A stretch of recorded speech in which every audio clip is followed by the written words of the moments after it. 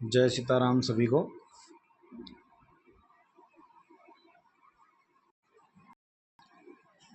हम लोग भगवान राघवेंद्र सरकार की कृपा से हम लोग पुनः आज हम लोग चर्चा में बड़े दिनों बाद आज पुनः उपस्थित हुए हैं। हमारा जो पाठ क्रम से चल रहा है वह हम लोग पढ़े थे गुरुबल। गुरुबल का मतलब जब विवाह समय में कन्या के लिए गुरुबल देखा जाता है और वर के लिए सूर्य बल देखा जाता है और दोनों के लिए चंद्रबल देखा जाता है। तो गुरुबल में हमने पहले पिछले वीडियो में पढ़ा था कि कौन सा शुभप्रद है और कौन सा अशुभ है और कौन सा पूज्य है। तो 1, 3, 10, 6 जन्म राशि से कन्या की जन्म राशि से पहला, तीसरा, 10वां और 6ठा बृहस्पति पूज्य माना गया है। दान और जप पूजा इत्यादि से वह शुभ फल देता है। और 4, 8, 12 वो बिल्कुल निषेध हैं, वो अशुभ हैं, वो बिल्कुल ग्राह्य नहीं है। और 2, 5, 7, 9, 11 जो यदि जन्म राशि से बृहस्पति गोचर में हो 2, 5, 7, 9, 11 तो वह शुभ है। ये हम लोग पढ़े थे। उसी को अब उसका फल बता रहे हैं कि उसका क्या फल है।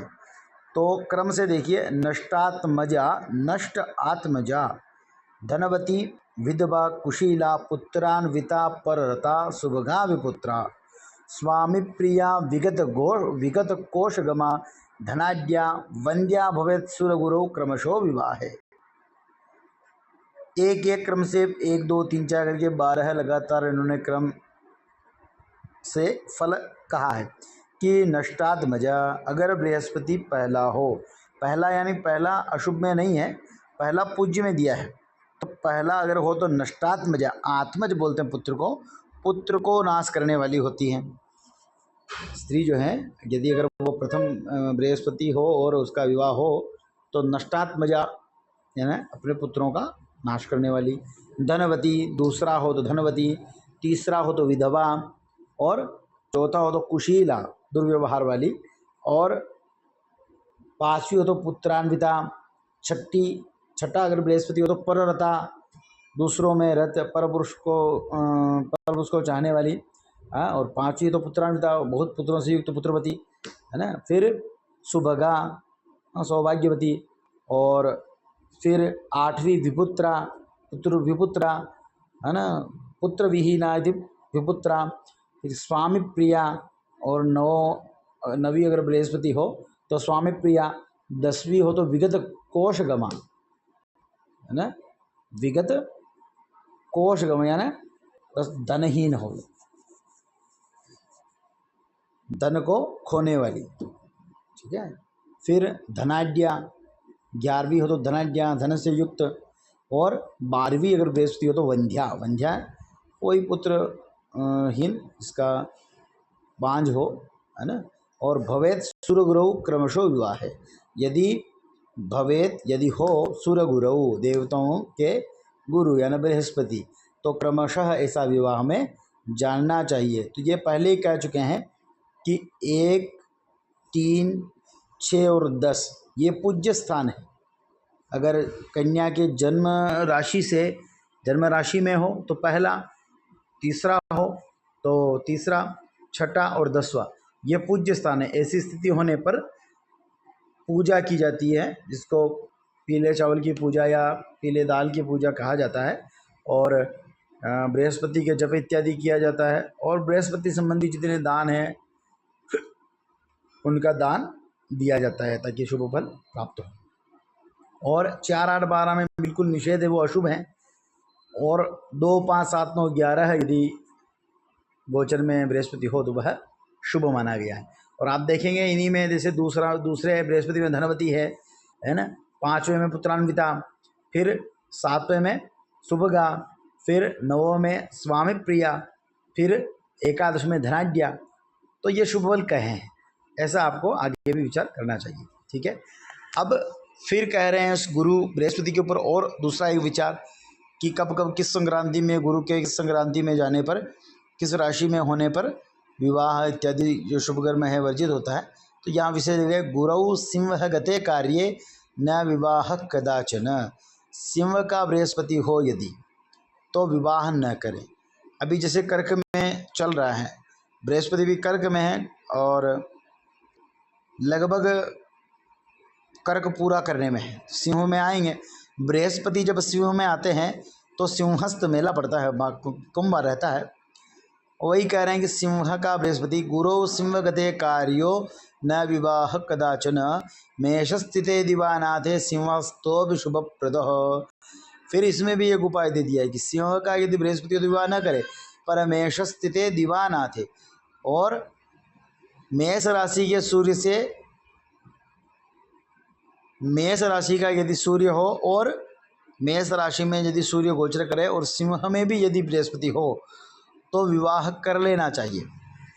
पर शर्त क्या है, ऊंच के सूर्य हो, सूर्य मेष में ऊंच के होते हैं, तो सूर्य ऊंच राशि में हो तो सिंह की बृहस्पति में विवाह किया जा सकता है। यही एक उपाय बता रहे हैं कि गुरु सिंह गते कार्यो न विवाह कदाचन। ये सामान्य वचन है कि गुरु जब सिंह राशि में गोचर करें तब विवाह नहीं करना चाहिए। फिर इसी में एक अपवाद रूप एक चीज़ दे दिया है कि मेष स्थिते दिवानाथे सिंहस्थो भी शुभ प्रद, कि अगर दिवानाथ यानी भगवान सूर्य नारायण यदि मेष राशि में अपनी उच्च राशि में हो तो सिंह की बृहस्पति रहने पर भी विवाह शुभ प्रद होता है। ठीक है, अब आगे विचार कर रहे हैं सूर्य बल विचार। ये जो इतना जो बृहस्पति का विचार था ये कन्या के लिए था। जब हम लोग लग्न देखते हैं जिसमें गुरुबल सूर्य बल देखते हैं, कन्या के लिए गुरुबल और वर के लिए सूर्य बल और दोनों के लिए चंद्रबल देखा जाता है। चंद्र का बल आपको पहले बता दिया है कि चौथा आठवां बारहवां नहीं होना चाहिए, कहीं कहीं छठा भी निषेध है। और विवाह में और पंचकर्मों में जन्म का चंद्रमा भी निषेध है। वो भी आपको आगे आगे जैसे जैसे प्रकरण हमें बढ़ते चलेंगे वैसे वैसे आपको पता चलेगा। तो अभी हम लोग सूर्य बल विचार पर विचार करेंगे। सूर्य बल किसके लिए देखा जाता है, वर के लिए। ठीक है, तो एकादशे तृतीये वा षष्ठे वा दशमे वा वरस्य शुभदो नित्यम विवाहे दिननायक।